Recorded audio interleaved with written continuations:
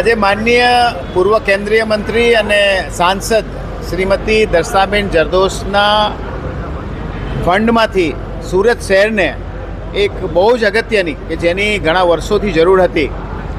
એવી vaccine van કે જેની જરૂરિયાત પૂરા શહેરની અંદર જેટલી પણ વેક્સિનનો સપ્લાય કરવાનો હોય એ ફ્રીઝ જેવા એટલે કે ટેમ્પરેચર ડાઉન હોય એ રીતે એ વેક્સિનો જે તે સ્થળે પહોંચાડવા માટે વેનની જરૂર હતી. દર્શાબેને એમના પોતાના ફંડમાંથી એની ફાળવણી કરી અને સાથે સાથે સુરત શહેરને આજે 4 એસી સબવાહિનીઓ સુરત શહેરનો વિસ્તાર દિવસે દિવસે વધતો જાય છે. આજે પણ આપણે બધા કહીએ છીએ કે 80 લાખની વસ્તી ધરાવતું સુરત શહેર રોજ કોઈક ને કોઈકના સ્વજનો જ્યારે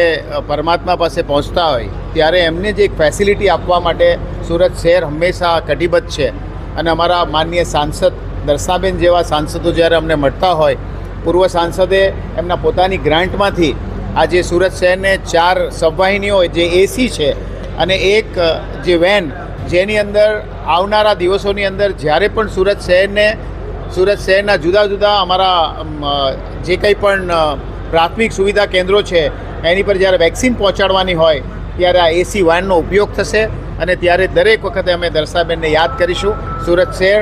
આ એમની ભેટને ચોક્કસ જ જાળવશે, એનું મેન્ટેનન્સ સુરત મહાનગરપાલિકા કરશે અને આ પ્રમાણે આ ભેટ આપવા માટે અમે દર્શાબેનનો આભાર માનીએ છીએ.